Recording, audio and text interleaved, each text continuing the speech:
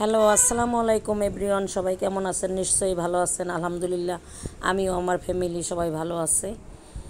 এই শিং মাছ পরিষ্কার করব এখন আমি মাটির বাসনে। এই মাটির বাসনে অনেকে ভর্তা করে খায়। আমি এটা দিয়ে শিং মাছ পরিষ্কার করি। যে কোনো মাছ, ছোট মাছ, বাইম মাছ, শিং মাছ এটা পরিষ্কার করি। ভাত বসিয়ে দিলাম, ভাতটা বলক আসতেছে, ডাল বসিয়ে দিলাম। এটা হাতে মাখানো ডাল। আমি একবারে সব দিয়ে দেই না, ডালটা বলক আসে, বলক আসার পরে আমি আস্তে আস্তে সব দিতে থাকি। আস্তে আস্তে সব দেই, যেমন হলুদ, লবণ, রসুন বাটা, তারপরে পেঁয়াজ, তেল। এই অয়েল পটটা আমার অনেক বছর হয়েছে, অয়েল পটটার বয়স। এটা মালটোবার বয়ম, আর অয়েল পটের ক্যাপটা লাগিয়ে দিছি এটার ভিতরে। তো এটা দিয়েই হচ্ছে গিয়ে আমি অয়েল ইউজ করি। তো এই হলো আমার শিং মাছ। শিং মাছটা পরিষ্কার হয়ে গেছে, দেখেন কত সুন্দর পরিষ্কার হয়েছে, একদম ধবধবা সাদা হয়ে গেছে। তো এটা দিয়ে পরিষ্কার করে এত আরাম, অনেকে তারের ছোবা দিয়েও পরিষ্কার করে। তো আমি এইটা দিয়েই পরিষ্কার করি। এটা দিয়ে পরিষ্কার করে খুব আরামদায়ক। বেশি সময় লাগে না, দেখা যায় যে 5-10 মিনিট হয়ে যায়। শেষ হয়ে গেল আমার মাছ পরিষ্কার করা। রেখে দিব এখন, এটা সুন্দর করে রেখে দিব। তো এই মাছটা আমি রান্নার জন্য রাখলাম, আর এই মাছটা রেখে দিব ফ্রিজে বক্স করে, আর একদিন খাওয়া যাবে। বেশ বড় বড় শিং মাছ। এই ভাতটা হয়ে গেছে, এখন আমি ভাতটা তুলে ফেলবো। ভাতটা তুলে ফেলবো, হয়ে গেছে। প্যানে দিয়ে দিলাম তেল। তো এখন আমি এই যে ছোটো মাছটা, ট্যাংরা মাছটা ফ্রাই করে নিব। আমি ট্যাংরা মাছ ফ্রাই করে হচ্ছে গিয়া কচুরমুখী দিয়ে রান্না করব, সেই জন্য মাছটা একটু ভেজে নিব। মাছটা ভেজে নিলে হয় কি, মাছটা ভাঙে না, নষ্ট হয় না, মানে কাটা কাটা হয় না। তো এই জন্য আমি ভেজে উঠিয়ে রাখলাম।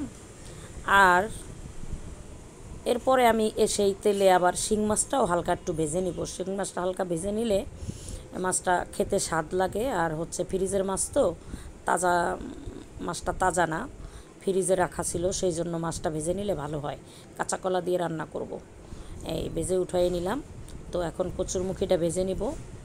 কচুরমুখীটা ভেজে আস্তে আস্তে সব মশলা দিব। আমি লবণ দিয়ে ভেজে নিব, দিব পেঁয়াজ। পেঁয়াজটা দিয়ে আমি ভেজে নিব। দিয়ে দিলাম পরিমাণ মতো রসুন বাটা, মরিচের গুঁড়া, তারপরে হচ্ছে গিয়া নাড়াচাড়া দিয়ে আমি ঝোলের পানি দিয়ে মাছটা দিয়ে হচ্ছে গিয়ে আমি রান্না হওয়া পর্যন্ত অপেক্ষা করব, সেদ্ধ হওয়া পর্যন্ত। তো এখন আমি ঢাকনা দিয়ে দিব, ঝোলের পানি দিয়ে ঢাকনা দিয়ে দিব, অপেক্ষা করব।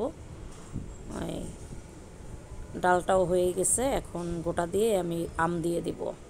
আমি সবসময় ডিপে আম রাখি, প্রত্যেক বছরই আম রাখি, দিয়ে দিয়ে ডালে। এই আমার এদিকে আমার কচুরমুখীর তরকারিটা হয়ে গেছে। ট্যাংরা মাছ দিয়ে কচুরমুখীর তরকারি হয়ে গেছে। এই তো এখন আমি এটা উঠিয়ে ফেলবো। আমি সেই প্যানে আবার দিয়ে দিলাম তেল। এখন আমি পেঁয়াজটা ভেজে নিব।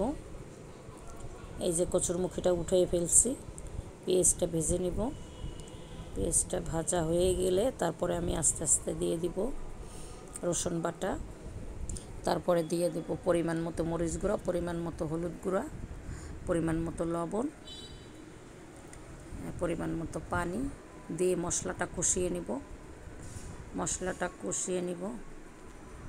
মশলাটা তেল বের হয়ে আসলে আমি 3টা কাঁচা কলা কম, সেই জন্য আমি একটু পেঁপে ছিল, ওই পেঁপেটাও সাথে দিয়ে দিব। তো আগে পেঁপেটা দিয়ে দেবো, পেঁপেটা শক্ত তো পেঁপেটা আগে দিয়ে দেব। পেঁপেটা হাফ সেদ্ধ হয়ে আসলে আমি কাঁচা কলাটা দিব। তো আমি কাঁচা কলাটা হলুদ দিয়ে পানি দিয়ে আমি ধুয়ে নিলাম, তাহলে কষটা চলে যায়। এই আমার ডালও হয়ে গেছে, আম ডাল বসিয়েছিলাম। তো পেঁপে হাফ সেদ্ধ হয়ে গেছে, এখন আমি দিয়ে দিব কাঁচা কলা। এই যে আমি এখন কাঁচা কলা দিয়ে দিব। এই কাঁচা কলা দিয়ে ঝোলের পানি দিয়ে দিলাম। তারপরে হচ্ছে গিয়া নাড়াচাড়া দিয়ে দিলাম। তারপর শিং মাছগুলো দিয়ে দিলাম, দিয়ে ঝোলের পানি দিয়ে আমি ঢেকে দিব। কলাটা সেদ্ধ হওয়া পর্যন্ত অপেক্ষা করব। হয়ে গেছে কলা তরকারি। আজ এই পর্যন্তই। যে যেখানে আছেন সবাই ভালো থাকবেন, সুস্থ থাকবেন। আল্লাহ হাফেজ, আসসালামু আলাইকুম।